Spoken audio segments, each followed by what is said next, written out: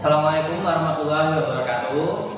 Waalaikumsalam warahmatullahi wabarakatuh. Waduh, kok kurang semangat nih. Sekali lagi dong. Assalamualaikum warahmatullahi wabarakatuh. Waalaikumsalam warahmatullahi wabarakatuh. Gimana kabarnya hari ini anak-anak? Baik Bapak. Alhamdulillah. Semangat ya. Iya. Sebelum memulai pembelajaran, minta tolong ketua kelas untuk memimpin doa terlebih dahulu. Sebelum pelajaran dimulai, alangkah baiknya berdoa terlebih dahulu menurut kepercayaan masing-masing. Berdoa dimulai. Berdoa selesai. Oke, terima kasih Mbak Vivi. Nah, sesuai janji Bapak pada pertemuan kemarin, pertemuan ini kita memasuki bab mengenai usaha dan energi, gitu ya. Coba kalian amati terlebih dahulu video yang Bapak berikan ini.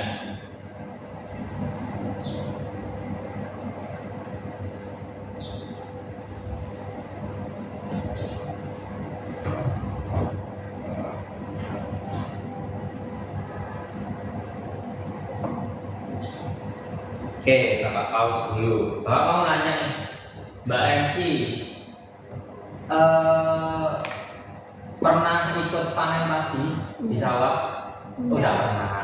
Mbak Vivi pernah ikut panen padi di sawah?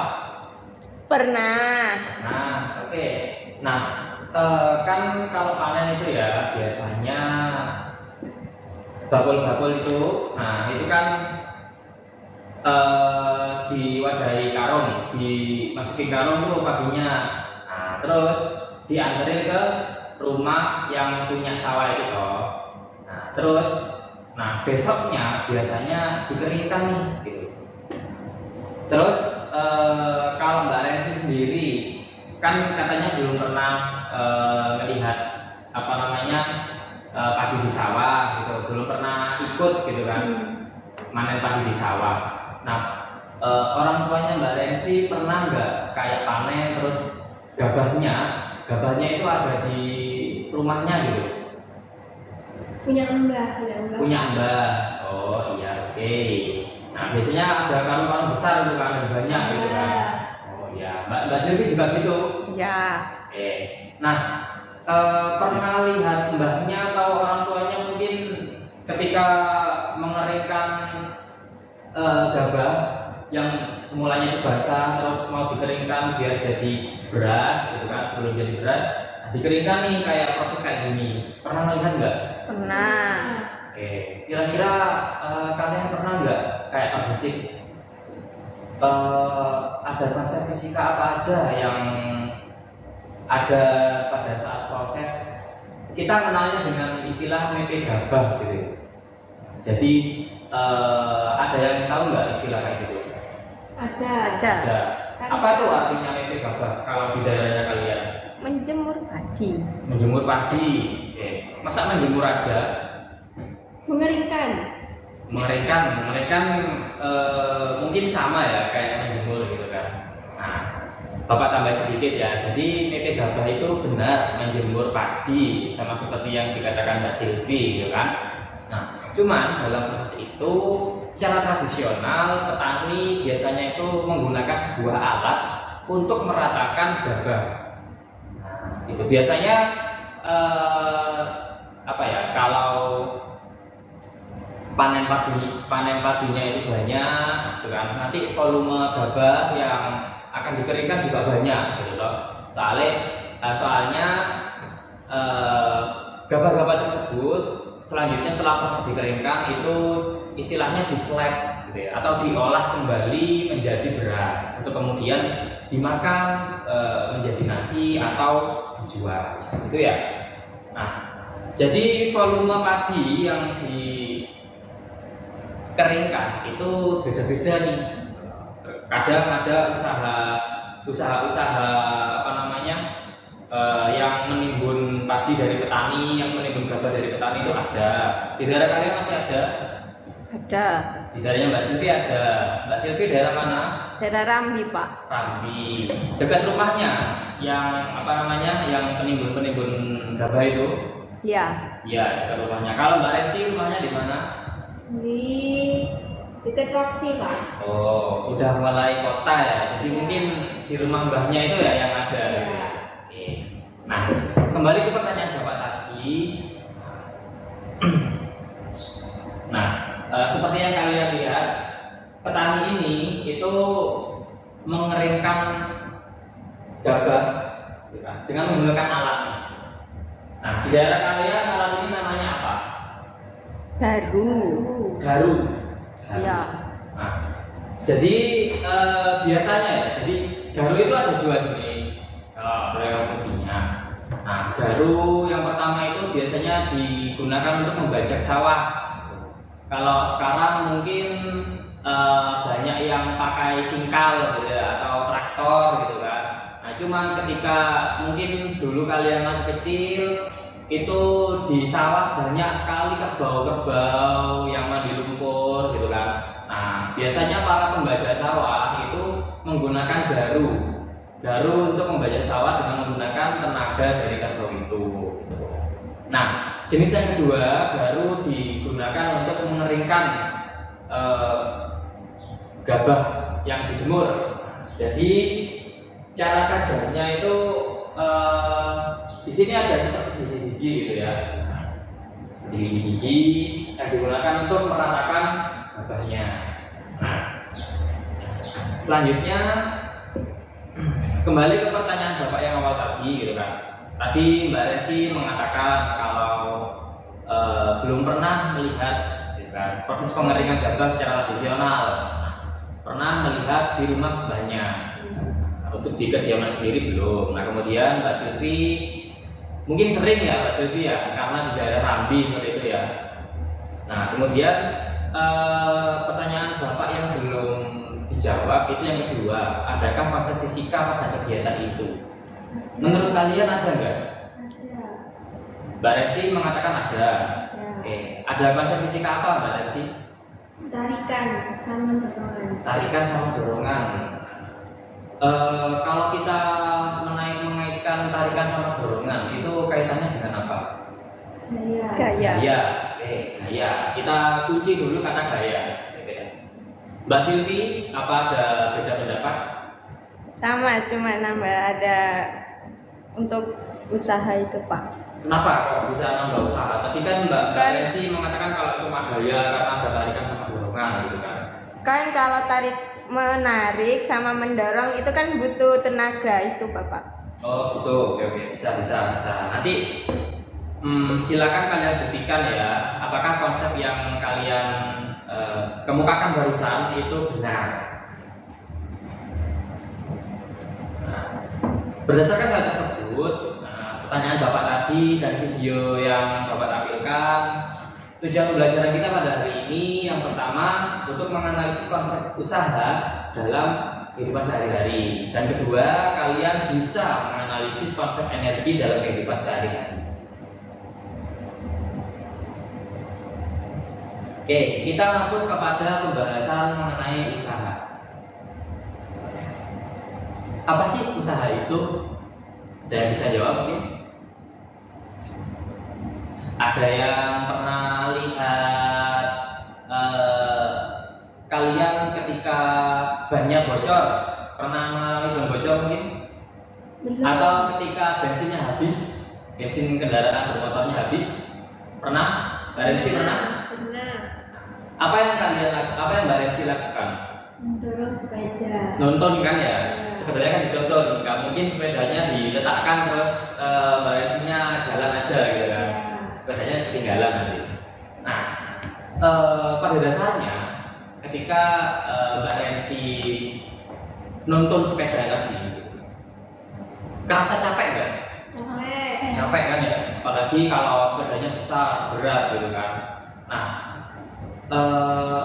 rasa capek itu ditimbulkan ketika kita melakukan apa?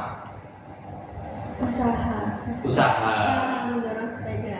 Usaha dalam bentuk mendorong sepeda gitu ya. Nah, jadi Mbak Rensi itu melakukan usaha usahanya dalam bentuk dorongan.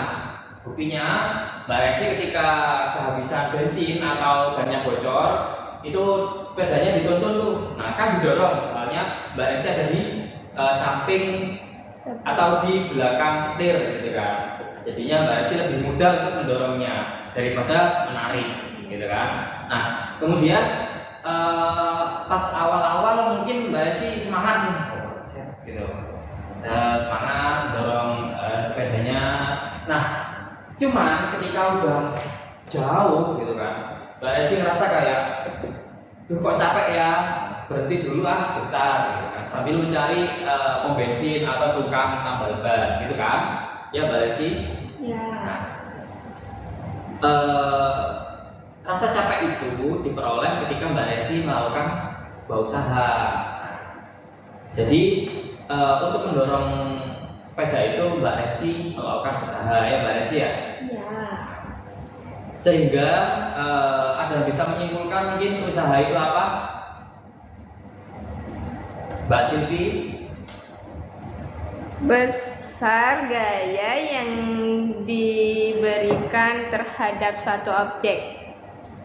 Besar gaya yang diberikan terhadap suatu objek.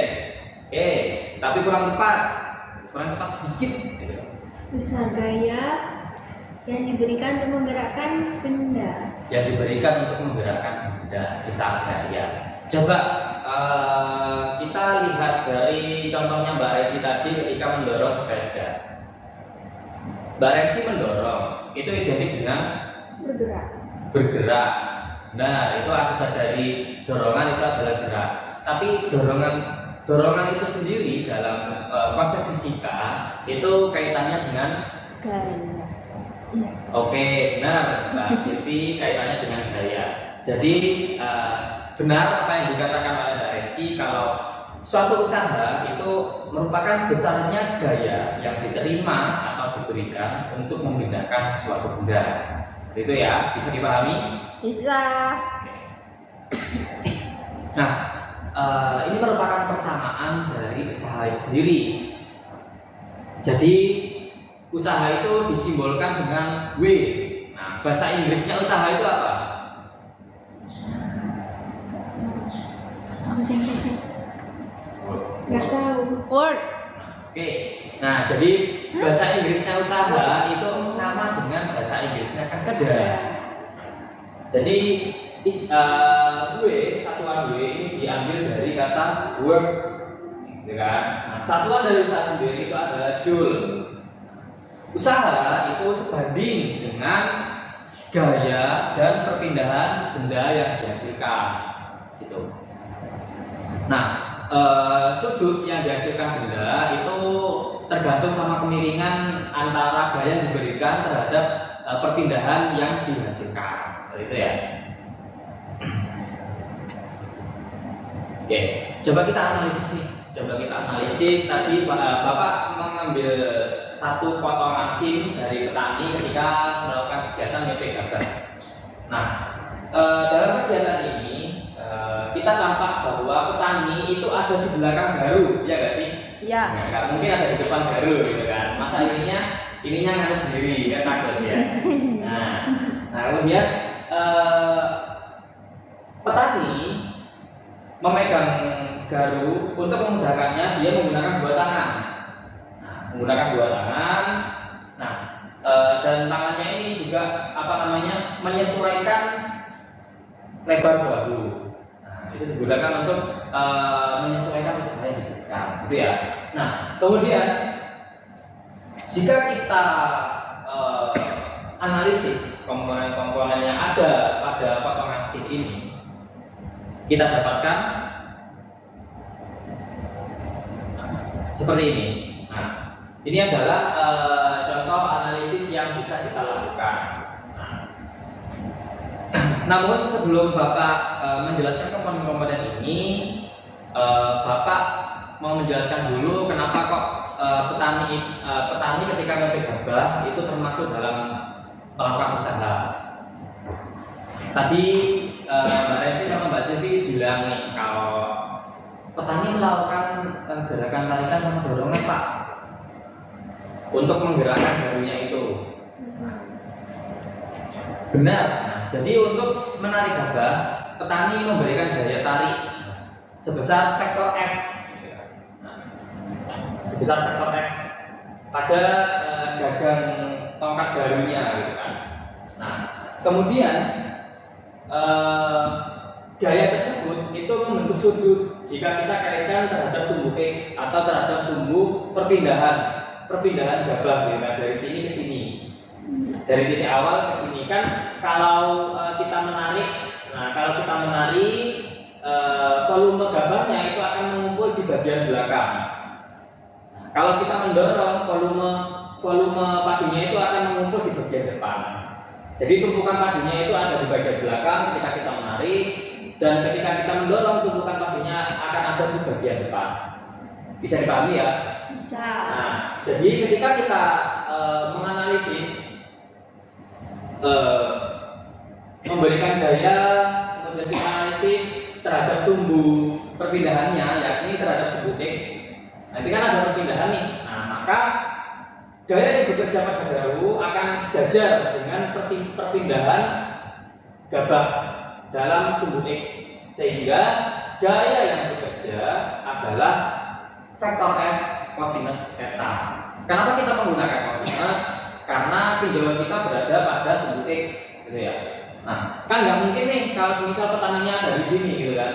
Nah, nggak mungkin. Makanya kita tinjau menggunakan sumbu X. Nah, oke, berdasarkan penjelasan Bapak tadi, ada beberapa hal yang mempengaruhi usaha. Jika dilihat dari ketika petani melakukan proses mepe gabah atau menjemur padi yang sudah dipanen. Yang pertama itu adalah gaya, yang mana gaya itu porosnya itu ada di tongkat darunya itu. Karena kan petani memberikan gaya melalui tongkatnya itu. Nah, kemudian perpindahannya itu ada di sini. Kenapa kok di sini? Karena padinya ada di sumbu X, gitu ya. Kemudian dan sudut, perbesaran sudut antara vektor gaya dan vektor perpindahan. Bapak mau nanya nih, gitu kan? Ketika kita berjalan, misal berjalan, gitu. Coba Mbak Silvi berjalan coba. Di sini, depan. Mbak Silvi.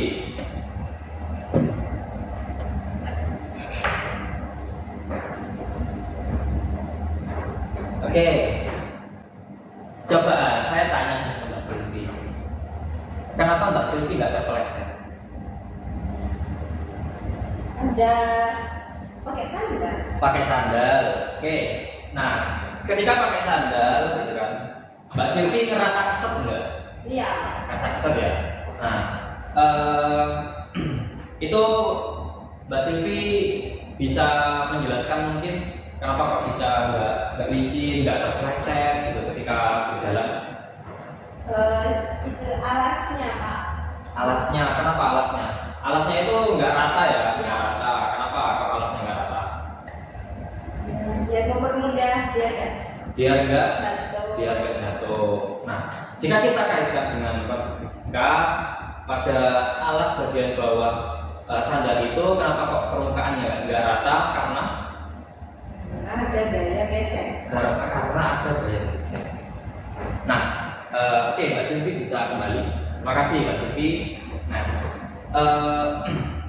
benar. Jadi ketika kita berjalan dan kenapa kita nggak terpleset atau nggak jatuh, nggak licin, di samping permukaannya yang kasar, ada pengaruh gaya gesek yang diberikan dari permukaan lantai kelas ini, dan gaya gesek yang diberikan pada permukaan bawah sandal yang digunakan oleh Mbak Vivi.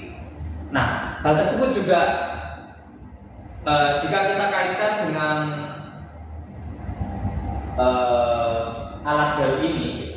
Nah, ketika alat daru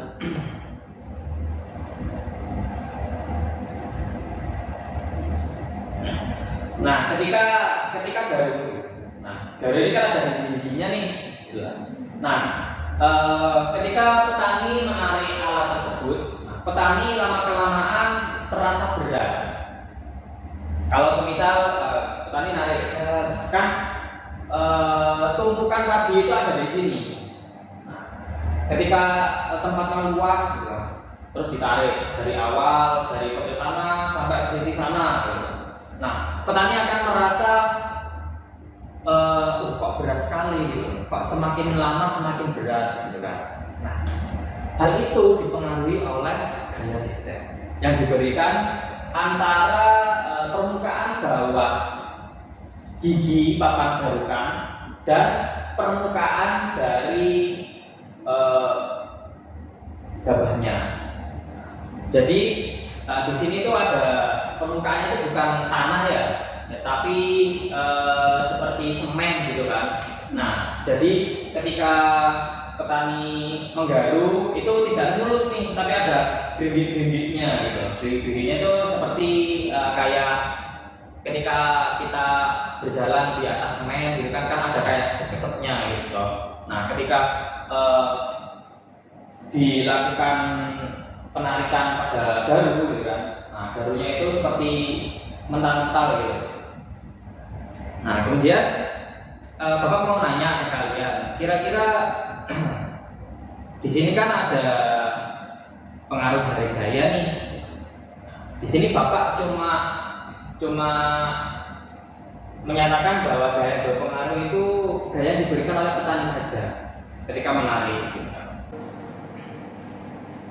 Oke, anak-anak, selanjutnya coba sesuai sama yang Bapak sampaikan barusan, coba silakan gambar ya di depan komponen-komponen seperti ini. Nah, tapi menurut Bapak ini ada yang kurang, jadi silakan dilengkapi, gitu ya.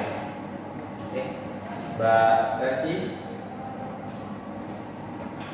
Mana videonya? Itu.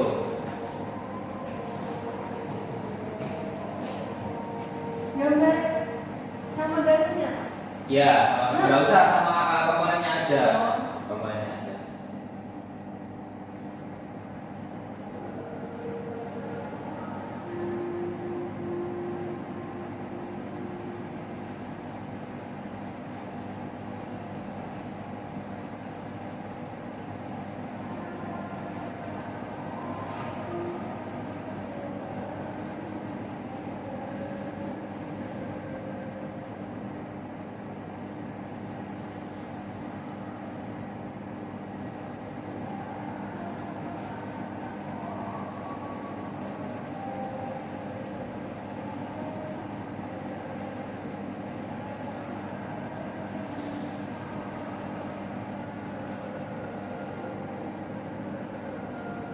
Oke, ada yang mau membenarkan atau ada pendapat lain? Oh, ada. Ini komponen gaya geser yang aku gambar. Nah,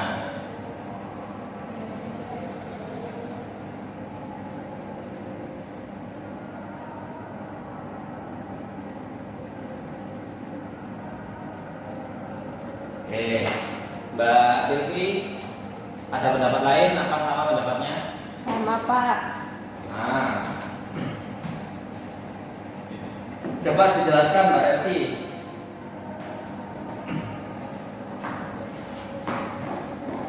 Ini kan tadi garunya itu ditarik ya Pak. Jadi garunya itu ke sini, terus ada sudut theta. Jadi garunya itu menjadi F cos theta dikali sama jarak pindahan, lalu dikurangi sama gaya geser yang berlawanan arah. Oke. Di sini ada beberapa hal yang kurang tepat ya, tapi secara keseluruhan sudah tepat. Untuk menghindari kesalahan aja ya, jadi lebih baik digambarkan paling hendaknya itu di bagian papan garukannya. Gitu ya. Jadi coba Bapak bandingkan dengan yang Bapak gambar. agak kelihatan Pak spidolnya. Iya, kelihatan. Iya, kurang terang.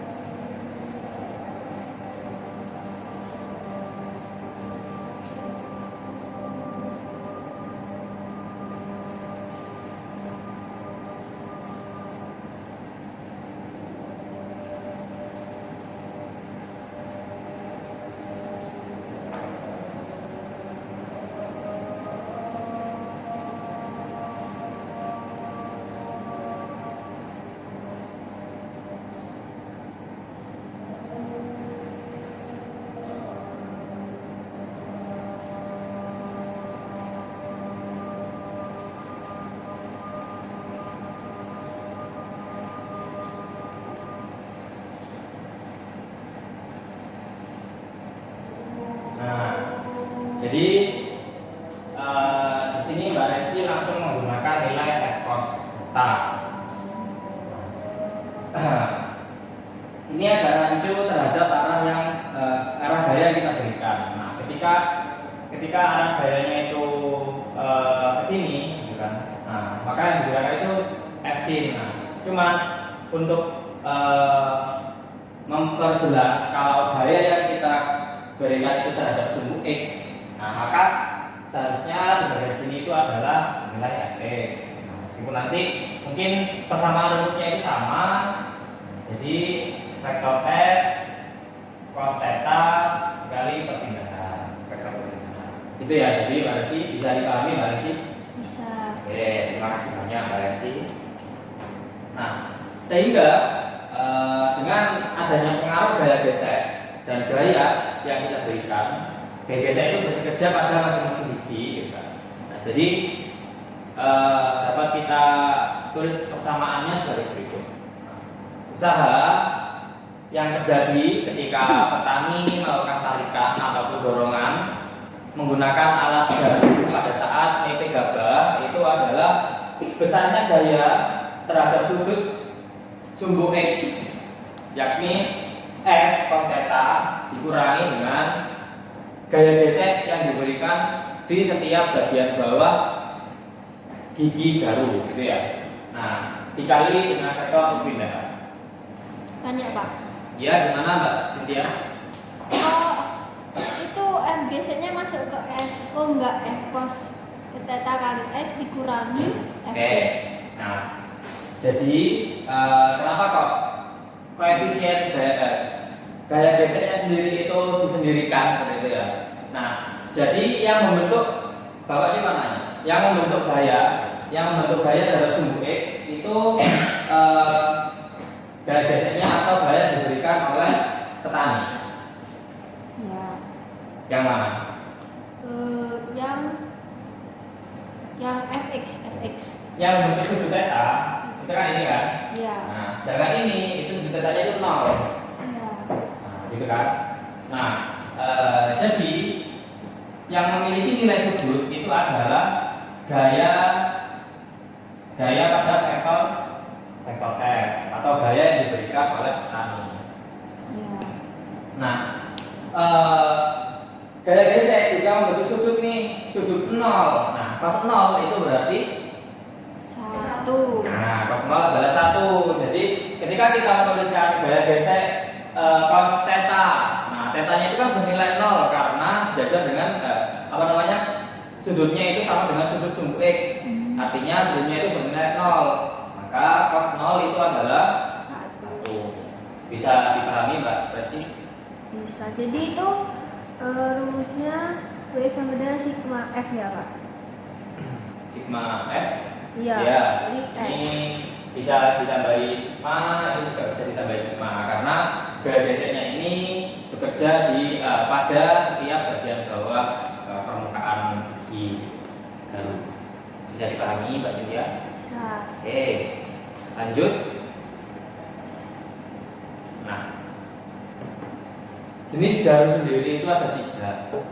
Ada yang bergigi 3, ada yang bergigi 5, ada yang bergigi 6. Di daerah ini seperti itu ya.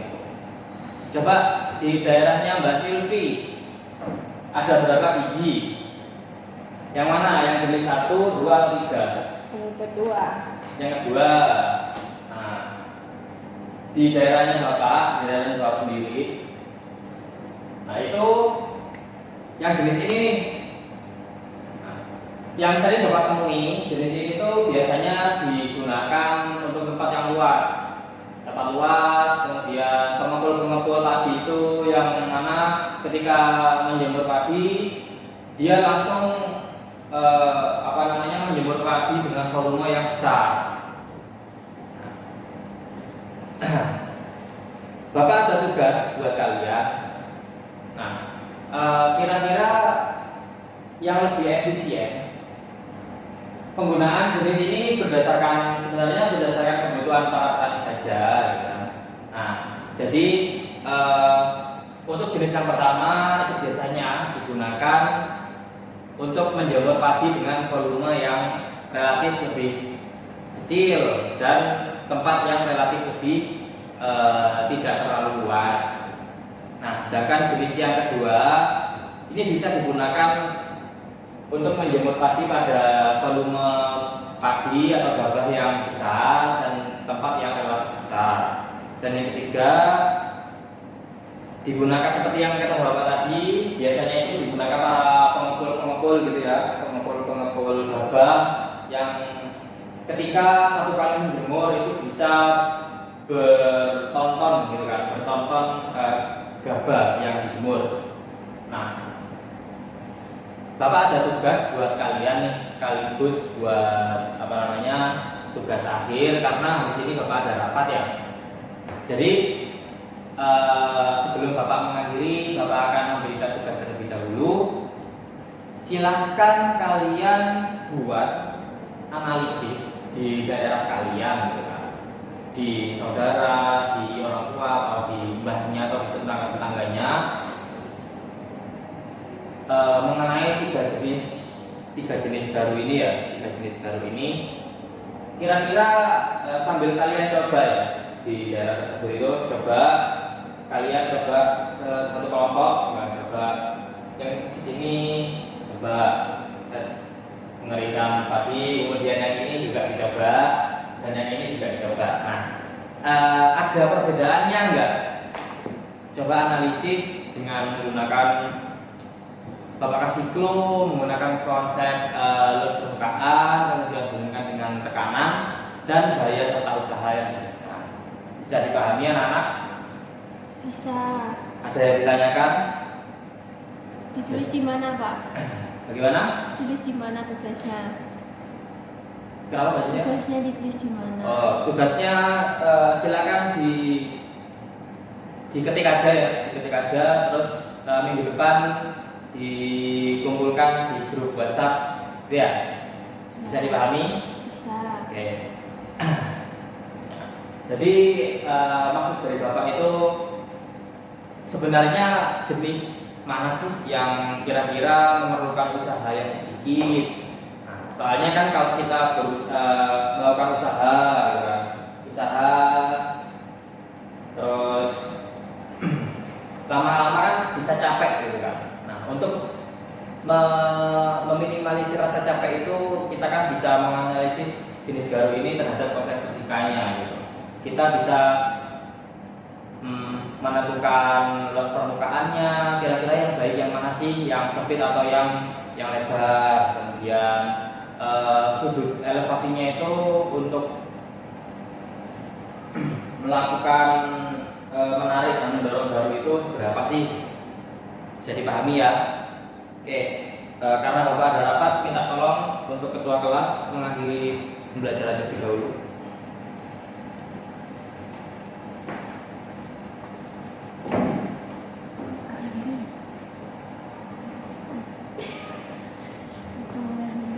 Untuk mengakhiri pembelajaran hari ini, alangkah baiknya kita berdoa dulu. Berdoa dulu. Berdoa selesai. Oke, terima kasih. Sekian dari Bapak. Kalau semisal ada yang kurang jelas, silakan ditanyakan. Untuk pertemuan selanjutnya kita akan membahas mengenai tugas yang Bapak berikan, serta langsung membahas mengenai konsep usaha dengan kajian kita tetap pada proses penjemuran padi atau proses mepet gabah menggunakan garu. Mungkin sekian dari Bapak. Apabila ada kesalahan, mohon maaf. Wassalamualaikum warahmatullahi wabarakatuh. Waalaikumsalam warahmatullahi wabarakatuh.